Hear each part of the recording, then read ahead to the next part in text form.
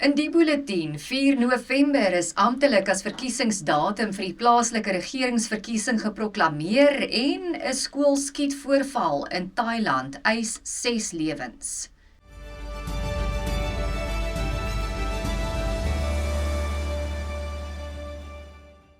Goeiemiddag, dis tyd vir Pretoria FM se visuele nuusbulletin in Afrikaans. Baie welkom.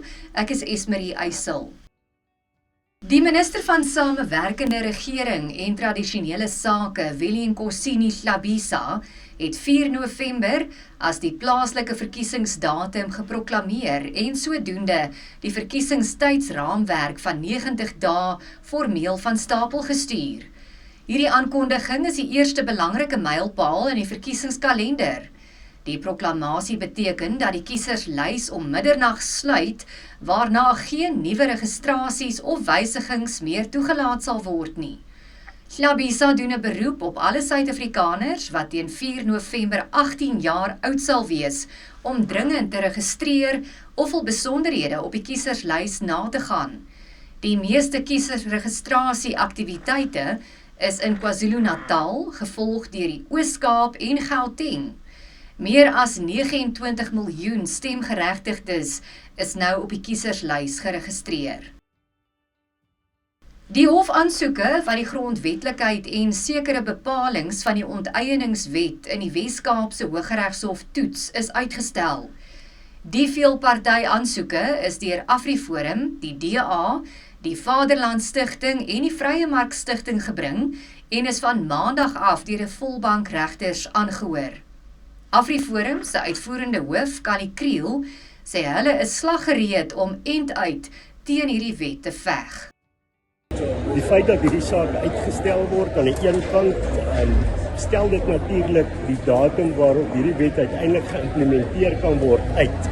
Maar dit is belangrik vir ons dat ons so gou as moontlik sekerheid moet kry, want hierdie onteieningswet rig reeds skade aan Suid-Afrika aan.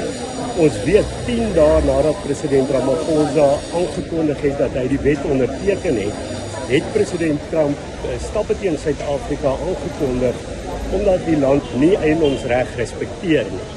Ons weet ook dat ander lande se beleggers, is hulle nie luidrigtig soos die VSA nie, ook huiwerig is om te belê, veral as daar gepraat word van nul vergoeding of onteiening sonder vergoeding.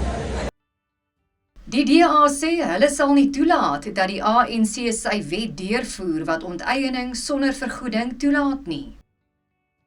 Die onteieningswet is tans in die Hooggeregshof en die DA se posisie is duidelik. Ons is teen onteiening sonder vergoeding. Dit is ongrondwetlik en dit is ontwerklik.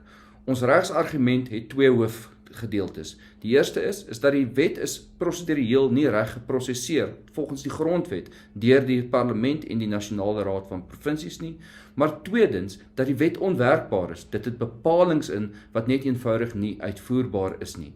Die DA sê dat grondregte, eiendomsreg, is sentraal tot ons demokrasie. Dit word beskerm deur ons grondwet en ons sal nie toelaat dat die ANC-regering hulle wetgewing deurdruk vir onteiening sonder vergoeding nie. Die Vrye Mark Stichting se Rule of Law Project is dit eens dat die onteieningswet nie toegelaat kan word in 'n konstitusionele demokrasie nie. Die Vrye Mark Stichting se Rule of Law Project is in die hof om die eenvoudige argument te maak dat nul vergoeding nie 'n bedrag van vergoeding is wat betaalbaar is volgens gewone logiese denke nie. Ons het beplan vir hierdie om 'n maandelange stryd te wees, al word die saak uitgestel of nie, is ons diep in die geveg en ons sal dit al die pad tot by die grondwetlike hof voer indien nodig. Daar is 'n eenvoudige teenstrydigheid tussen die grondwet en die onteieningswet wat nie toegelaat kan word in 'n groeiende ekonomie en nog minder in 'n konstitusionele demokrasie nie. Die polisie in Mpumalanga ondersoek 'n saak van moord nadat die liggame van 'n graad 11 leerling en 'n oud leerling van St. Stithians College in 'n vakansiehuis by 'n lodge in Sabie gevind is. Die polisie het maandagoggend op die oorskot van Ethan Kutse, wat verlede jaar aan St. Stithians Boys College in Johannesburg gematrikuleer het, en Cameron Walde Cooks, 'n graad 11 leerling aan St. Stithians Girls College in Johannesburg afgekom. Die nadoodse ondersoek dui daarop dat Waldeck Cooks moontlik verwrig is, terwyl Coetzee vermoedelik sy eie lewe geneem het. Hoewel dit aanvanklik 'n geregtelike doodsondersoek was, word 'n moordsaak nou ondersoek. Die Ontwikkelingsbank van Suider-Afrika Opsa het gesê dat die heropbou van die parlement in Kaapstad op koers is en behoort teen middel volgende jaar voltooi te wees.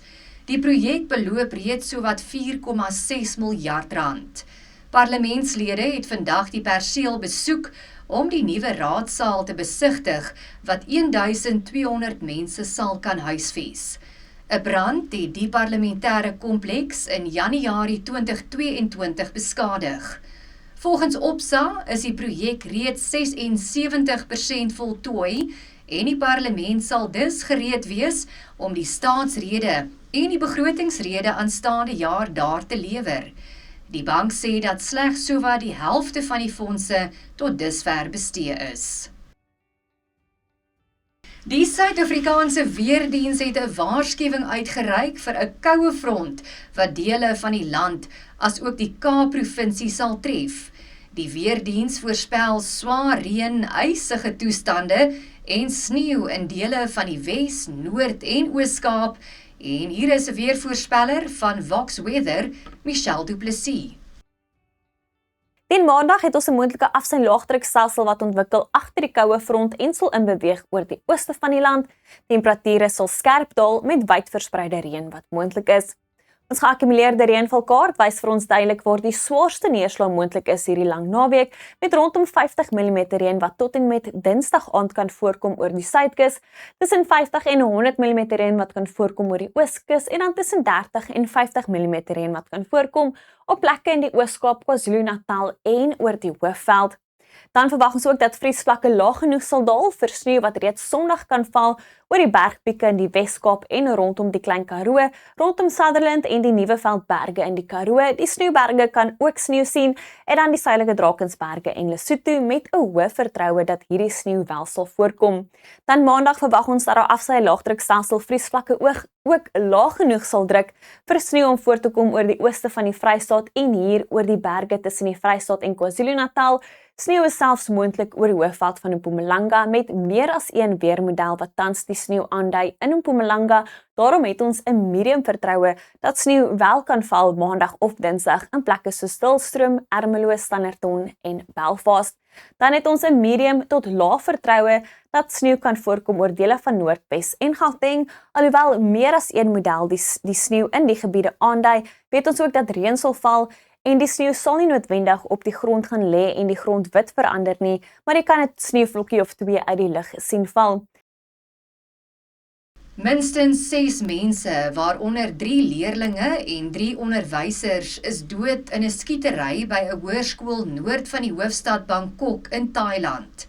Die verdagte, wat 14 jaar oud was, het homself na die voorval om die lewe gebring. Volgens die polisie het die skietery by die skool gevolg nadat die seun sy grootouers by hul huis met sy oupa se handwapen doodgeskiet het. Die verdagte het minstens 26 koels afgevuur en is saam met 34 bykomende ammunisie gevind. Die polisie sê dat dit die land se ergste massamoord sedert 2022 was. En Tafelberg se kabelkar is Maandag weer oop. Die jaarlikse instandhouding van Tafelberg se kabelkar is byna voltooi en die kabelkar behoort, indien alles volgens plan verloop, Maandag 10 Augustus weer in werking te wees. Die kabelkar is sedert 27 Julie gesluit vir uitgebreide instandhoudingswerk, insluitend die vervanging van die trek- en haaltoue wat die kabelkarre teen die berg op en af laat beweeg. Ingenieurs het ook die kabelkar se meganiese, elektriese en veiligheidsstelsels nagegaan en getoets. Tafelberg bly intussen oop vir stappers, maar die op- en afklim moet te voet gedoen word. Die boonste stasie en sy restaurante, winkels en ander geriewe bly gesluit totdat die kabelkar heropen word. En op daai noot, daar kan jy maandag met die kabelkarretjie opgaan teen Tafelberg, moet jy 'n wonderlike lang naweek hê, wees geseënd, tot Dinsdag.